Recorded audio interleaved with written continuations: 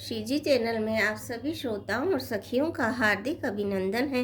कल हमने जाना था कि राजा प्रताप भानु ने जिस राजा को हराया था वो जंगल में भटक जाता है और उसी के आश्रम में चला जाता है।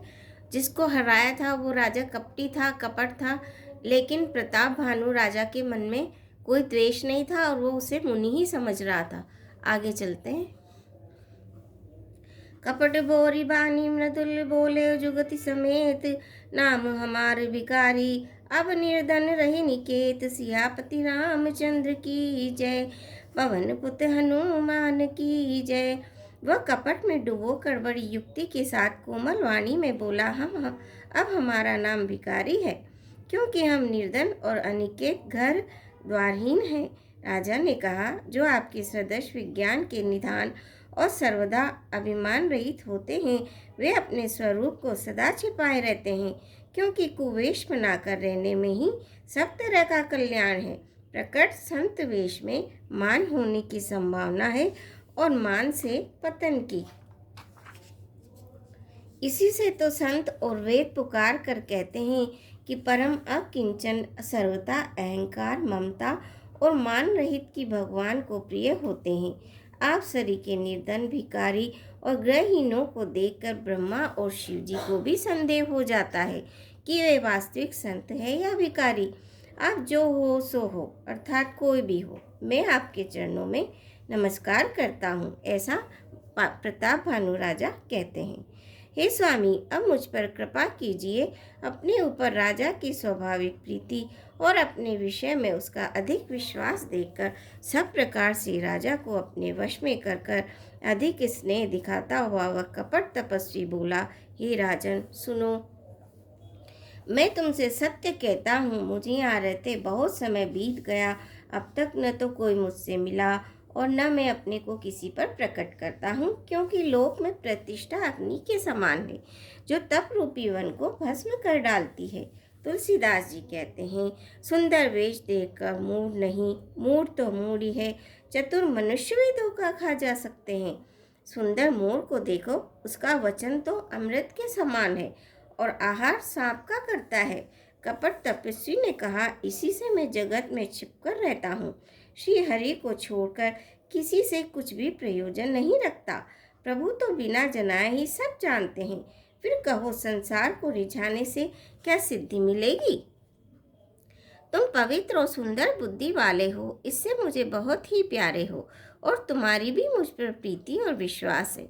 हे तात, अब यदि मैं तुमसे कुछ छिपाता हूँ तो मुझे बहुत ही भयानक दोष लगेगा। जो वह तपस्वी उदासीनता की बातें कहता था, त्यों ही त्यों राजा का विश्वास उत्पन्न होता जाता था। जब उस बगले की तरह ध्यान लगाने वाले कपटी मुनि ने राजा को कर्म मन और वचन से अपने वश में जाना, तब वह बोला, हे भाई, हमारा नाम एक तनु है। यह सुनकर राजा ने फिर सिर नवाकर कहा, मुझे अपना अत्यंत अनुरागी सेवक जानकर अपने नाम का अर्थ समझाकर कहिए। कपटी मुनि ने कहा, जब सबसे पहले सृष्टि उत्पन्न हुई थी तभी मेरी उत्पत्ति हुई थी, तब से फिर दूसरी देह नहीं धारण की, इसी से मेरा नाम एक तनु है।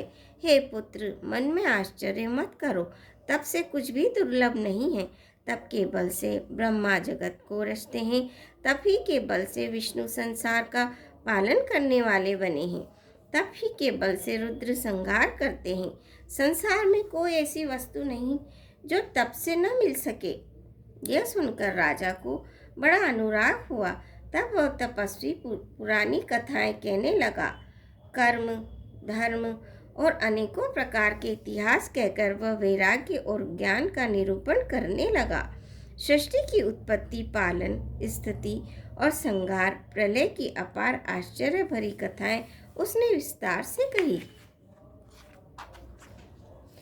राजा सुनकर उस तपस्वी के वश में हो गया और तब वह उसे अपना नाम बताने लगा।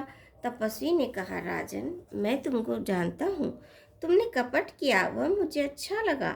हे राजन सुनो, ऐसी नीति है कि राजा लोग जहाँ तहाँ अपना नाम नहीं कहते।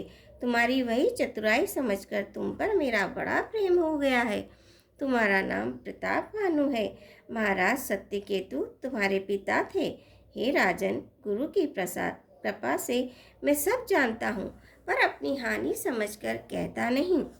हे तात, तुम्हारा स्वाभाविक सीधापन, सरलता, प्रेम, विश्वास और नीति में निपुणता देखकर मेरे मन में तुम्हारे ऊपर बड़ी ममता उत्पन्न हो गई है।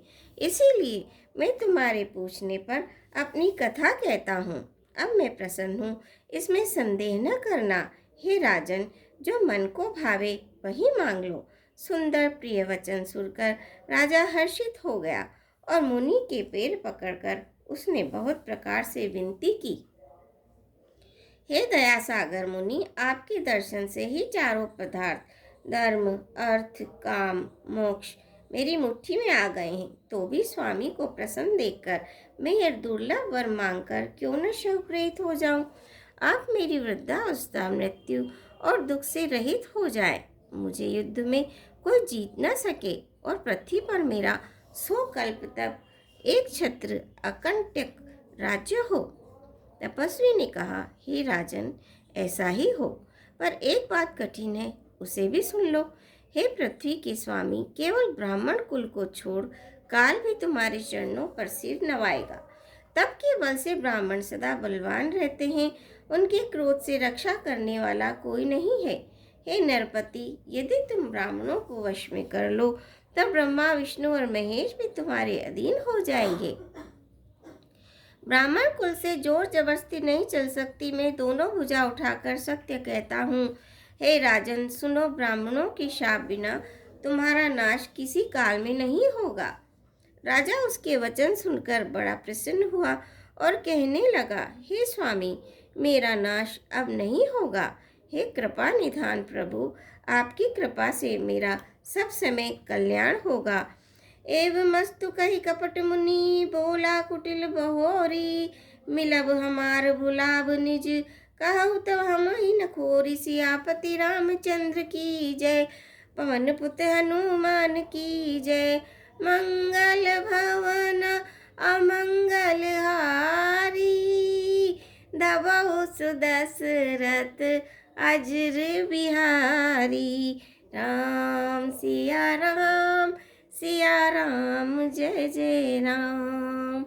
श्रोताओं, आज के लिए बस इतना ही। आपसे आशा है आप मेरे चैनल को सब्सक्राइब करेंगे, वीडियो को लाइक करेंगे, शेयर करेंगे। धन्यवाद।